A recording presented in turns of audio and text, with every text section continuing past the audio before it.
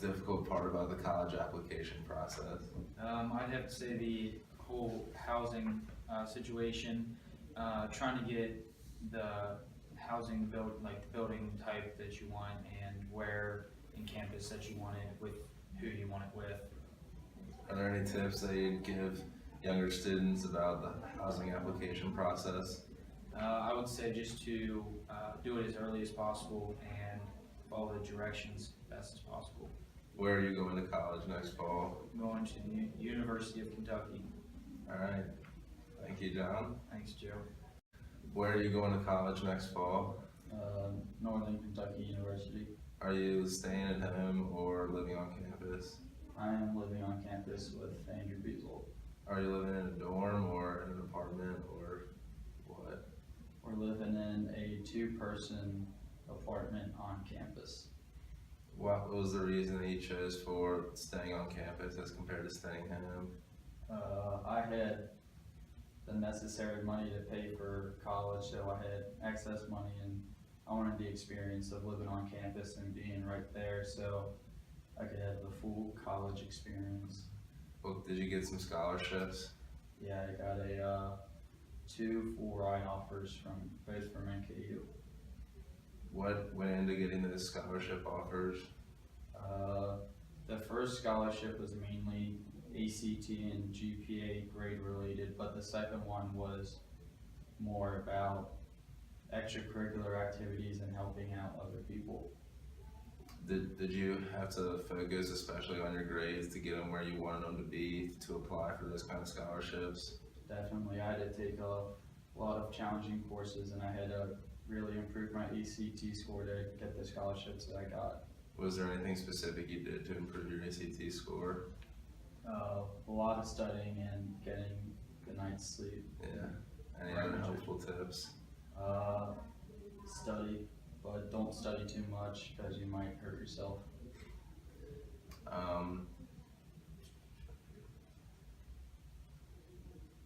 What kind of extracurriculars did you have that helped you get that nice of a scholarship? Academic team was really nice, and then doing other smaller things like National Honor Society, not so much an extracurricular, but something to improve my resume, and then helping out in the community as much as I could really help, showing that I like to give back to people. Yeah, I think the colleges really noticed that when that's something that can set you apart from the rest of the applicants. All right, thank you, Joe. Yeah. Where are you going to college next fall? I'm going to the University of Kentucky. Did you always envision yourself going there? Kind of. Like 4th grade, I always envisioned myself going there. And then high school, I was like, maybe not, maybe I'll play basketball. But then, I came back to University of Kentucky, so kind of, yeah. What was the hardest part about the application process? The hardest part. I don't know. I didn't really think it was difficult. I guess, I don't know. Did people make it seem like it'd be a lot harder than it was? Yes, everyone said it was going to take a lot of time and everything, and it actually didn't take that much of my time. So. Are there any things that people made out to be really important that you didn't seem like were that important? No, pretty much everything that everyone said to me that was important turned out to be pretty important, like grades and everything. So. Are you living on campus? I am. I'm rooming with Nicole Ritter. We got a dorm. It's pretty nice. So. Cool. Alright, thank you, Sydney. I understand you're going to college next fall to play basketball. Yes. What was important in getting to that level in terms of getting schools to notice you and want you to play for them? First started off with Coach K, just sending my videos out to coaches. That kind of started off my recruiting process. And then obviously your game will get you noticed depending on how well you play.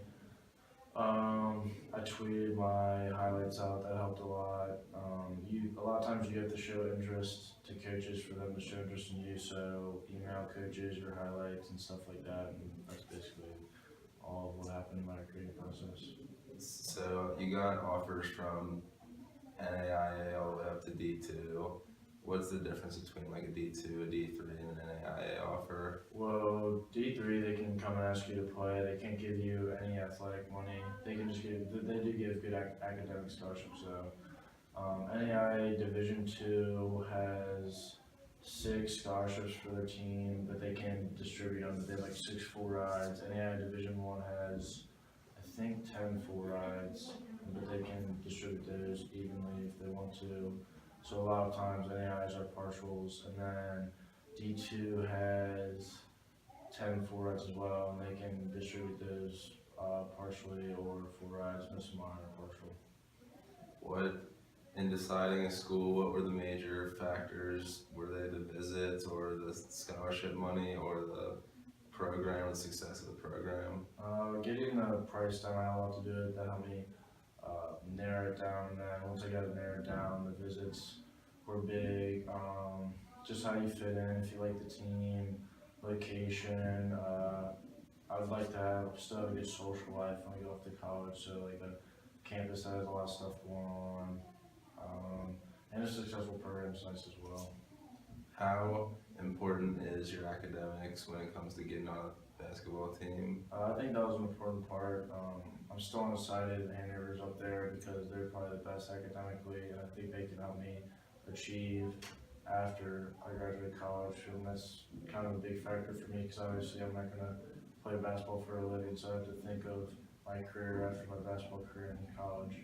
Did the schools look at your academics from high school a lot in like deciding how much money they could give you as a player? Yeah, for D3s especially, that's the only money they can give. So if you're going to play D3, you need to have good grades and good ACT score to be able to get a good financial package because a lot of D3s are pretty expensive. D2s do that as well. They'll give you academic money, which you can pile onto your athletic scholarships, which can help you get close to full rides. Thank you. Let's get doing business with you. Where are you going to be going to college next fall? I'll be at the University of Kentucky. Alright, I understand that you're a governor's scholar, so explain what that means a little bit. Governor Scholar was a really awesome experience I had this summer. I went to Morehead University for 5 weeks and spent time with other like-minded students and myself. Just really, we had classes, but it was really more fun than it was learning.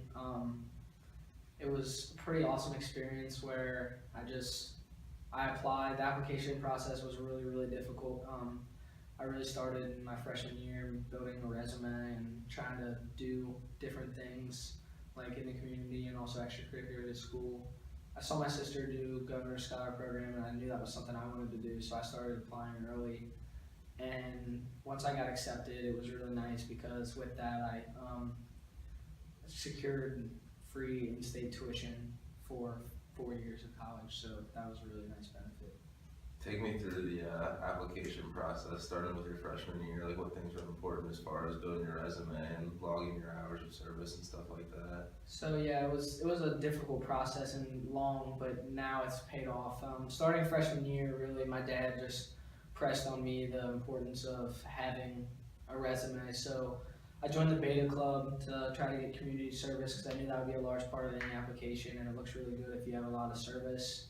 So I've done that for 4 years, and then I inherited my sister's community project with the Crosstown Food Out, and that's really good for application purposes, so that helped a lot. And then I just tried to get involved at school in ways that I could, like between student council and sports, and all of that comes together really well if you stay involved in all those things over 4 years.